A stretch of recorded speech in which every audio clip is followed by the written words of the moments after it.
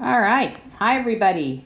This is doing the sum or difference rules. And again, what are we actually doing here? We are using the power rule with each term. Okay, so the very first one doesn't look like there's really any translating we need to do just yet. So we are going to figure out that derivative. And if you notice right here, we are doing the power rule.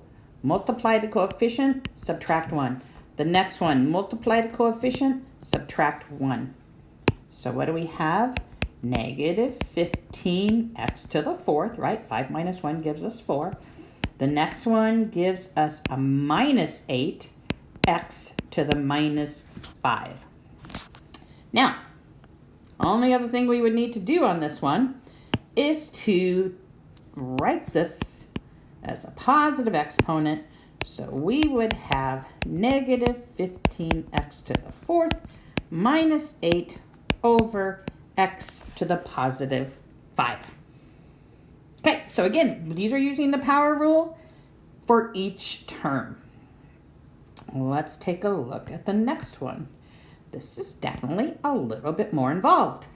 The first thing we want to do is translate these to exponents in the numerator, and then this other radical, we would need to translate that as well.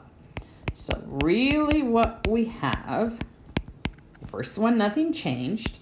And if you recall, a square root is 1/2. And then this one, we want to move to the numerator, which would be -1, t to the -1. So now we are finding this derivative. Oh, you guys, do you see this word differentiate? Same thing as derivative. Okay, multiply, subtract, multiply, subtract, multiply, subtract. And this constant, if you remember, is just 0. So what do we have? We have 18, right? The 3 times the 6, 18. The 3 minus 1, 2. What if we multiply -4 times 1/2? What do we get? -2.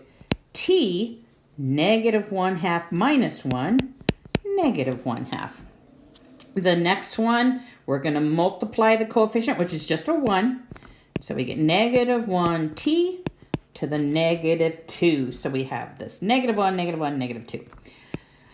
Okay, let's simplify this out or write it a little bit more efficiently. Take a look here. That needs to move down to become a positive exponent, as does this one. So we would have that, which would be your final answer. So always, you guys, when you're multiplying by the coefficient, be careful of signs. Be careful of, when you're multiplying the fraction times a constant or an integer.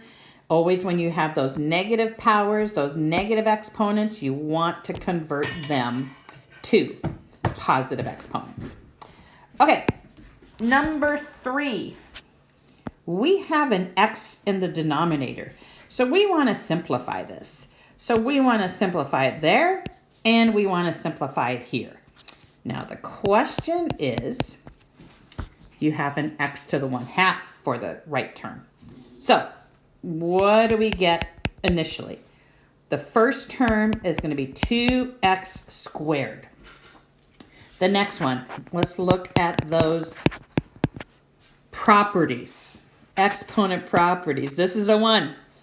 It basically, the property was that if you take the numerator power and the denominator power and subtract them, you are going to simplify that. So if you have 1/2 minus 1, you get -1/2. So that's what this one changes to.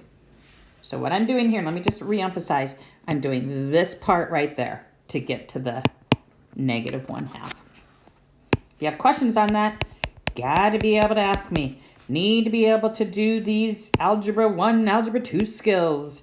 Multiply and subtract 1 for that first term. Multiply and subtract 1. Right, you guys? -1, multiply right there. Negative 1/2 minus 1, it gives us negative 3/2. Let's do a little mental math fraction practice. Negative 1/2 minus 2 over 2 gives us negative 3 over 2, which is what I have right there. So, what other simplifying could we do on this to make it a little bit cleaner? The 4x stays as it is, and then we're going to have the minus 1/2, and this part of the second term needs to become positive. So writing it even more efficiently, we would have 4x minus 1 over 2x to the 3/2. Now, another thing we talked about today, you guys, would be to turn around and write that one in radical form. So if it's x to the 3 over 2, that is a square root of x to the power of 3. Now, that can be reduced down even more. We'll just leave it at that for now.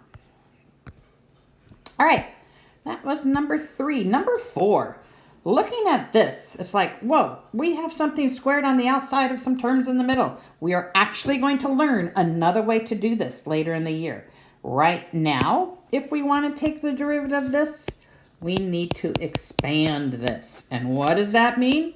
Multiplying it by itself. Right? If we're squaring something, we're multiplying it by itself. What do we do here? Good old FOIL. So, first times first gives us 4x to the 6. Remember, when we're multiplying, we add those exponents. The outer, negative 8x to the 4th. The inner, negative 8x to the 4th. The last, and we end up with plus 16x squared. What can we combine as like terms? Those two in the middle. So we have y is equal to 4x to the 6 minus 16x to the 4th plus 16x squared. Now we're taking the derivative of that.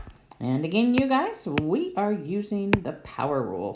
Multiply, subtract 1. Multiply, subtract 1. Multiply, subtract 1. So what do we get? 24x to the 5th. Minus, what is that, 64x to the 3 plus 32x. And that would be your final answer. All right, let me know if you have any questions. See you next time.